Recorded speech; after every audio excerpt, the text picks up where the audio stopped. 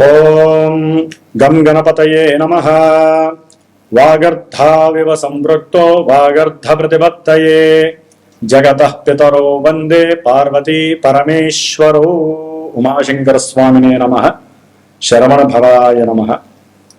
జ్ఞానసిద్ధిని వీక్షిస్తున్నటువంటి ప్రేక్షకులందరికీ కూడా వినాయక చవితి శుభ ఆశీర్వచనాలు తెలియజేస్తూ, మనకి సెప్టెంబర్ మాసంలో మన యొక్క క్షేత్రపీఠంలో మేషాది మీనరాశి పర్యంతము, అశ్విన్యాది రేవతీ నక్షత్ర పర్యంతము కొన్ని రాసుల వారి కోసమని విశేషంగా ఏలినాటి శని, అర్ధాష్టము, అష్టమ శని, ఈ యొక్క శనిగ్రహ పాలిత రాసులు, అట్లాగే ఈ రాసులతో పాటుగా ముఖ్యంగా శనిగ్రహానికి సంబంధించినటువంటి ఎవరికైనా సరే దశలు కానీ అంతర్దశలు జరుగుతున్నా, ముఖ్యంగా కుంభము, మీనము, మేషము, అలాగే విశేషముగా సింహరాశి, ధనస్సు రాశి, వీరికి శని వక్రించి ఉండటమే కాకుండా ఆ రాశులకి విశేషమైనటువంటి పాప ఫలితాలను ప్రసాదిస్తూ శారీరక అనారోగ్య బాధలని, అనుకున్నటువంటి ప్రతి విషయంలో కూడా కార్య ఆటంకాలని, అట్లాగే ఎన్నో అపశృతుల్ని కలుగజేస్తూ విశేషమైనటువంటి మానసిక వేధలని గురి చేస్తూ ఉన్నటువంటి ఈ శనిగ్రహం కోసం సెప్టెంబరు 2వ తేదీన విశేషముగా మందపల్లి క్షేత్రములో స్వామివారికి 8 కిలోల నువ్వుల నూనెతో అభిషేకాన్ని గావిస్తూ, అలాగే స్వామివారికి సంబంధించినటువంటి మూల వేదమంత్రముతో శనైశ్చరణ యొక్క వేదమంత్రపూర్వక రుద్ర పాశుపత హోమాన్ని ఆచరిస్తున్నాను.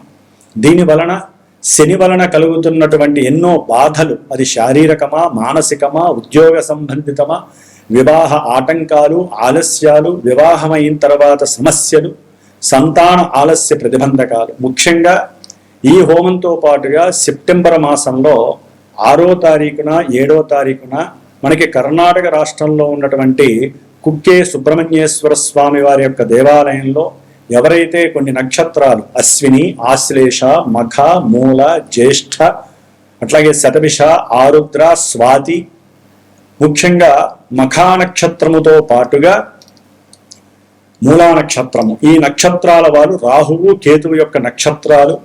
ఎవరికైతే గనక రాహు మహర్దశలు, కేతు దశలు, మహర్దశలు, అంతర్దశలు జరుగుతున్నాయో వారు జన్మజాతక రీత్యా రాహుకేతువుల యొక్క సర్పదోషాలు విశేషముగా అనుభవిస్తూ సంతాన ప్రతిబంధకాలు, అంటే గర్భవిచ్చిన దోషాలు కావచ్చు, అసలు రాహుకేతువుల మధ్యన అన్ని గ్రహాలు లగ్నంతో పాటుగా, చంద్రలగ్నంతో పాటుగా అన్ని గ్రహాలు ఉన్నట్లయితే అది మహాపాతక దోషం. దాని వలన వీరు జీవితంలో అనుకున్న ప్రతి పని ఆలస్యం అవటం, అసలు ఏ పని జరగకపోవటము, ఉద్యోగ భంగాలు, ఉద్యోగాలు వచ్చిపోతూ ఉండటాలు, ఎంత వెతికినా సరే కష్టపడినటువంటి దానికి సరైనటువంటి ఫలితం దొరక్కపోవటము, అనారోగ్యం, ఎప్పుడు ఏదో ఒక విశేషమైనటువంటి అనారోగ్య సమస్యలు, ముఖ్యంగా భార్యాభర్తల మధ్య విశేషమైనటువంటి సమస్యలు, కుజదోషాలు, రాహుకేతువుల యొక్క దోషాలు ఎవరి జాతకంలోనైనా సరే కొన్ని స్థానాల్లో ఉన్నట్లయితే వారు ఇబ్బందులు పడేటటువంటి పరిస్థితి. ప్రజెంట్ మనకి సెప్టెంబర్ 18 నుంచి కుజుడు కూడా కర్కాటక రాశిలో నీచ స్థితిని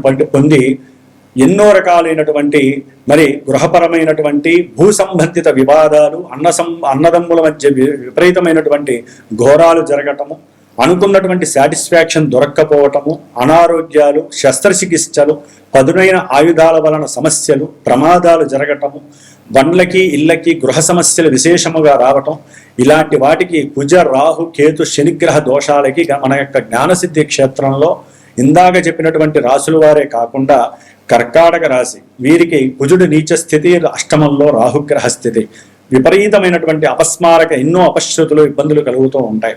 అట్లాగే సింహరాశి, ఇట్లా ఈ యొక్క మేషాది మీనరాశి వారి ముఖ్యంగా నేను చెప్పినటువంటి నక్షత్రాలు, రాశుల వారికి ఈ యొక్క 6వ తారీఖు 7వ తారీఖున నేను చేసేటటువంటి స్వామివారికి, అక్కడ కుక్కే సుబ్రహ్మణ్యేశ్వర స్వామికి నక్షత్ర జపము, అలాగే స్వామివారికి సంబంధించినటువంటి సర్పసూక్త జపాన్ని, మానసాదేవి యొక్క జపాన్ని ఆచరిస్తూ ఇక్కడ ఒక 5 రోజుల పాటుగా సుబ్రహ్మణ్యేశ్వర స్వామి యొక్క విగ్రహాన్ని, చిన్న విగ్రహానికి విశేషముగా అభిషేకాన్ని గావిస్తూ అక్కడ అయిపోయిన తర్వాత హోమము చేసి ఇక్కడ మన పీఠంలో వారికి నేను అందజేయడం జరుగుతుంది.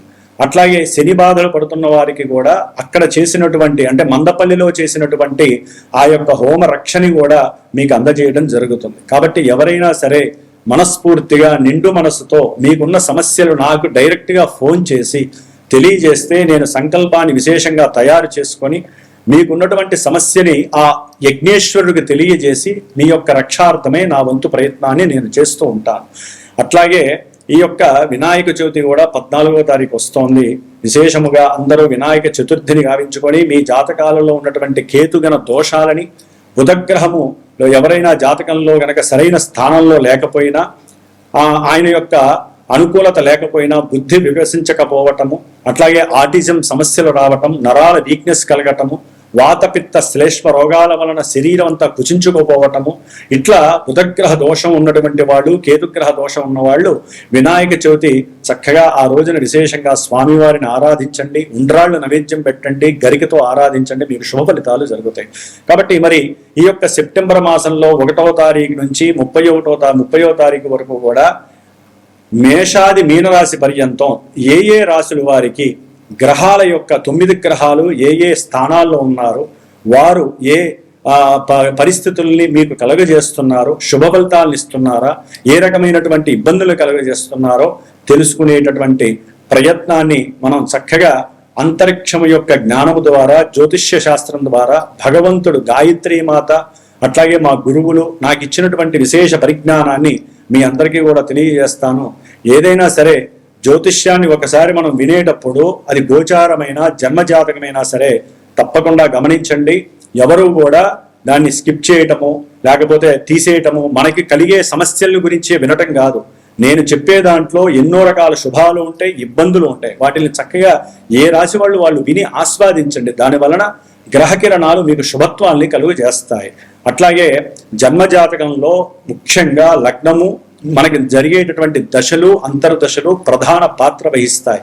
అంతేగాని మా అశ్విన్యాది రేవతి నక్షత్రం వరకు, ఈ మేషాది మీనరాశి పర్యంతం వరకు మాది ఈ రాశి అండి, మాకు ఇవే జరుగుతున్నాయని ఎవరు అనుకోవద్దు. మీ జన్మజాతకంలో జరిగేటటువంటి దశలు, అంతర్దశలు చేసేటటువంటి ప్రభావిత ఫలితాలన్నీ కూడా గోచారంలో ఇక్కడ ఏ విధంగా జరుగుతాయి, ఎప్పుడు జరుగుతాయి, ఏ దోషాలు మిమ్మల్ని ఇబ్బంది పెడుతున్నాయో రెండింటిని కంపేర్ చేసి చెప్పేటటువంటి జ్యోతిష్కులం, గురువు గారులో మేము సరైనటువంటి జాతక పర్యవేక్షణ మీకు తెలియజేసి చర్చించి ఏ గ్రహం వలన ఏ పూజలు చేసుకోవాలి, ఏ రాశి వాళ్ళు హోమం చేయాలి, ఏ రాశి వాళ్ళు అభిషేకాలు చేయాలి, ఎవరికి ఏ రకమైనటువంటి వెయిటేజ్ జాతకంలో పాపత్వం ఉందా, శుభత్వం ఉందా తెలియజేస్తూ మీకు సరైనటువంటి దారిని, సరైనటువంటి ఏ క్షేత్రాలు దర్శనం చేసుకోవాలి, ఏ రకమైనటువంటి పూజలు, స్తోత్రాలు చదవటం ద్వారా మీకు దోషాలు హరించబడతాయి అనేటటువంటి చెప్పేటటువంటి సందర్భంలో నా వంతుగా కృషి చేస్తూ ఈ సెప్టెంబర్ మాసంలో మీకు కలిగేటటువంటి రాశి ఫలితాలని చక్కగా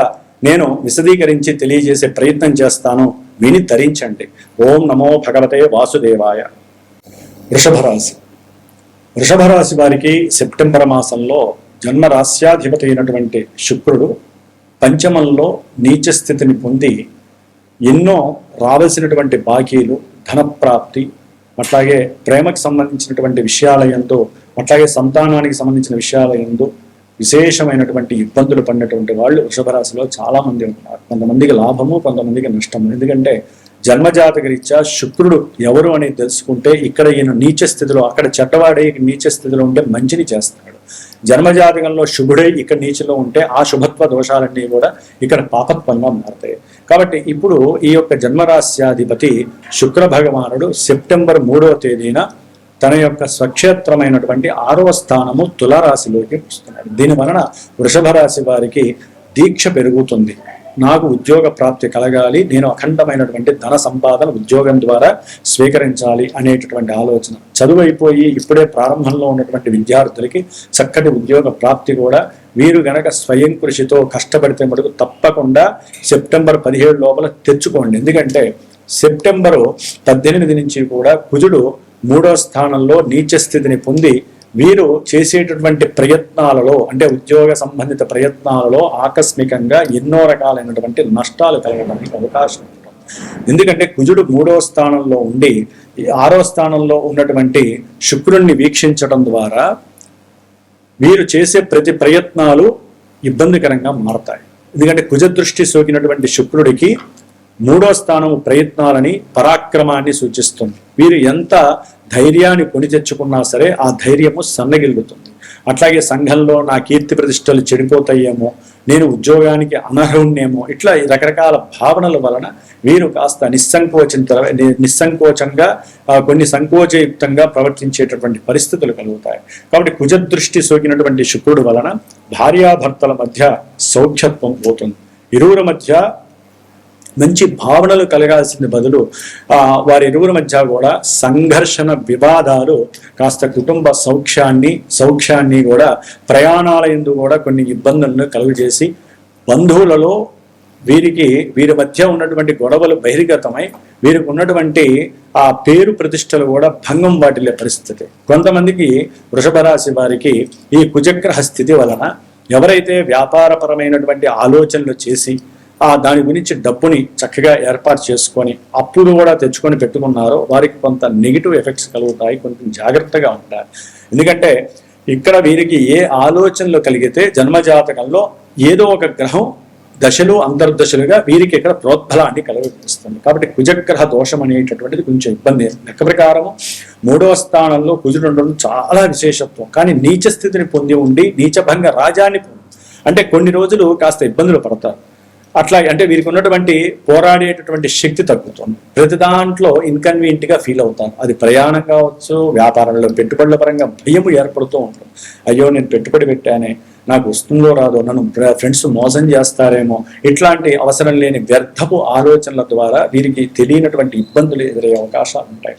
అట్లాగే వీరికి ఎవరికైనా సరే ఆస్తుల విషయాలలో కూడా సెప్టెంబర్ 17 వరకు కూడా కొంచెం ధనపరమైనటువంటి అనుకూలాలు ఉన్న 18 తర్వాత మాత్రం తల్లిగారి యొక్క ఆస్తిని అమ్మే విషయాలలో కొన్ని న్యాయస్థాన వివాదాలు, కోర్టు కేసులు జరగడానికి అవకాశాలు ఉంటాయి. అక్కడ కాస్త మీరు తెలివిగా వ్యవహరించకపోతే ధన నష్టము అపారంగా జరగడానికి అవకాశం ఉంటుంది. అట్లాగే ఈ యొక్క వృషభ రాశి వారికి సూర్య భగవానుడు సెప్టెంబరు 17వ తేదీ వరకు 4వ స్థానంలో ఉండి కేతువుతో కలిసి బుధుడితో కూడా 7వ తారీఖు నుంచి ఆయన దాదాపుగా 7వ తారీఖు వరకు కూడా రవి, బుధ, కేతువులు కలిసి ఉంటారు. ఆయన 4వ స్థానంలో ఉండటం ద్వారా వీరు ఎంతో కోరికతో ఉంటారు. మంచిగా చదవాలి, మంచిగా ఉత్తీర్ణత సాధించాలి అని స్టూడెంట్స్ అనుకుంటారు. కానీ కేతువు యొక్క సమ్మేళనం వలన రవి, బుధుడు అంటే ఆత్మ చైతన్య శక్తి కానివ్వండి, బుధుడు యొక్క బుద్ధి, వివేకత్వము, వాక్కు యొక్క స్థితి కానివ్వండి కాస్త లో అయ్యే అవకాశం ఉంది. దీనికల్లా ఒకటే ఒక మార్గం, వీరు గణపతి ఆరాధన అధికంగా చేయటము, సూర్య నమస్కారాలు, లేకపోతే సూర్యుడికి సంబంధించిన ఆదిత్య హృదయాన్ని చదవటం ద్వారా, లేకపోతే కేతుగ్రహానికి జపం చేయించుకోవడం ద్వారా చదువుకు పరంగా ఇబ్బంది ఉండదు. అదే వీళ్ళే కాదండి, రియల్ ఎస్టేట్ పరంగా కూడా వీరికి ఇబ్బంది ఎదురయ్యే అవకాశం ఉంటుంది. వృషభ రాశి వారికి మరి ఒక గ్రహమైనటువంటి గురుడు 3వ స్థానంలో బుధ నక్షత్రంలో ఉండి వీరికి ఆకస్మికంగా ఫ్రెండ్స్ వలన ఏదైనా అంతకుముందు వీరు సహాయం చేసినటువంటి ధనము లాభించటానికి సెప్టెంబర్ 7 నుంచి సెప్టెంబర్ 29 వరకు కూడా అవకాశాలు మెండుగా ఉన్నాయి. సంతానపరమైనటువంటి అనుకూలతలు కూడా సెప్టెంబర్ 17 తర్వాత వీరికి అనుకూలమైనటువంటి యోగం కలుగుతోంది. విద్యార్థులకి కూడా విద్య యందు మేధస్సు పెరిగి చక్కటి కోరికలు నెరవేర్చుకునేటటువంటి పరిస్థితి కలుగుతోంది ఈ యొక్క వృషభ రాశి వారికి. కాబట్టి వృషభ రాశి వారికి శనిగ్రహము, రాహుగ్రహము 10వ స్థాన సమ్మిళితమై కాస్త వక్రించిన శని 10వ స్థానం మీద కూడా తన యొక్క ప్రభావం చూపించడం ద్వారా ఉద్యోగ సంబంధిత దోషాలు విపరీతంగా ఉంటాయి. ఉద్యోగంలో మార్పులు, ఉద్యోగంలో ప్రమోషన్లు వస్తాయనుకుంటే అవి పోస్ట్ పోన్లు కావటం. కాబట్టి జన్మజాతకంలో మీకు ఏదైనా సరే ఇబ్బంది కలిగితే మీ జన్మజాతక పర్యవేక్షణ చేయించుకోవడం ద్వారా ఏ గ్రహము మిమ్మల్ని ఇప్పుడు ఆపరేట్ చేస్తోంది, ఏ యొక్క గ్రహము దశలు అంతర్దశలుగా మిమ్మల్ని ఇబ్బంది పెడుతోందే, అనుకున్న అభీష్టాలు నెరవేరుతాయా లేదా, అది ఉద్యోగమా, వివాహమా, సంతానమా, ఆర్థికపరమైనటువంటి లాభాల, నష్టాల, పెట్టుబడుల, లేకపోతే అసలు మీ కెరీర్ ఏ విధంగా ఉంటుంది, ఇలాంటి విషయాలన్నీ కూడా మనకి జన్మజాతకంలోనే తెలుస్తాయే కానీ గోచారంలో ఇవాళ ఉన్నటువంటి రోజు వచ్చే నెలకి ఉండకపోవచ్చు. కాబట్టి ఇప్పుడు శుభాలైన వాళ్ళకి వచ్చే నెలలో అశుభాలు కావచ్చు. కానీ జ్యోతిష్యంలో జన్మజాతక రీత్యా దశలు అంతర్దశలు కొన్ని నెలలు, కొన్ని సంవత్సరాలు మనల్ని ఆపరేట్ చేస్తాయి. కాబట్టి అవే మనకి మెయిన్ కీ హోల్స్. కాబట్టి ఆ కీ రోల్స్ని మనం ఇక్కడ ఏ విధంగా ట్రాన్స్ఫర్ చేసుకొని మనం పరిహారాలు ఏదన్నా ఆచరిస్తే దానికి తగ్గ ఫలితం వస్తుంది అనేది నాకు గనక ఫోన్ చేసి అడిగితే గనక జ్యోతిష్య శాస్త్రాన్ని అన్వయించి గోచారాన్ని అన్వయించి మీకు కావలసినటువంటి పరిహారాల్ని అందజేసే బాధ్యత నేను స్వీకరిస్తాను. కాబట్టి వృషభ రాశి వారు భార్యాభర్తలు కానివ్వండి, చదువుకునే విద్యార్థులు, ఉద్యోగస్తులు తప్పకుండా లక్ష్మీదేవికి సంబంధించినటువంటి జపాన్ని ఆచరించండి. అట్లాగే ముఖ్యంగా మానసాదేవి స్తోత్రాన్ని చదవండి. భూ సమస్యలు, గృహ సమస్యలు ఉన్నటువంటి వాళ్ళు. అట్లాగే ఈ యొక్క సెప్టెంబర్ 11వ తేదీ అమావాస్య రోజున మన పీఠంలో విశేషముగా తామర పూలతో, తామర గింజలతో, అమ్మవారికి ఎర్ర గులాబీ పూలతో విశేషమైనటువంటి ధనలక్ష్మి పాశుపత హోమాన్ని ఆచరిస్తున్నాను. దానికి సంబంధించినటువంటి చిన్న అమ్మవారి యంత్రాన్ని కూడా ఎవరైతే చేయించుకుంటారో వారికి ఇస్తాను. అది గనక మీ ఇంట్లో గనక పెట్టుకొని, లేకపోతే మీ పర్సులో పెట్టుకున్నా, బ్యాగ్లో పెట్టుకున్నా అపారమైనటువంటి లక్ష్మీదేవి కలిసొచ్చే అవకాశము కలుగుతుంది. శ్రావణ శుక్రవారము అమావాస్య విశేషమైనటువంటి లక్ష్మీదేవి అనుగ్రహం కలుగుతుంది. ఇది గుర్తుపెట్టుకోండి, మీరు చేయండి. అట్లాగే నేను చేసేటటువంటి ఈ యొక్క హోమంలో కూడా పార్టిసిపేట్ చేయగలిగితే లక్ష్మి, వృషభ రాశి వారు లక్ష్మీ కుమారులు కాబట్టి లక్ష్మీదేవి అనుగ్రహాన్ని పరిపూర్ణంగా పొందండి. రుణ బాధల నుంచి విముక్తి పొందండి. ఓం శ్రీ మహాలక్ష్మీ దేవ్యే నమః.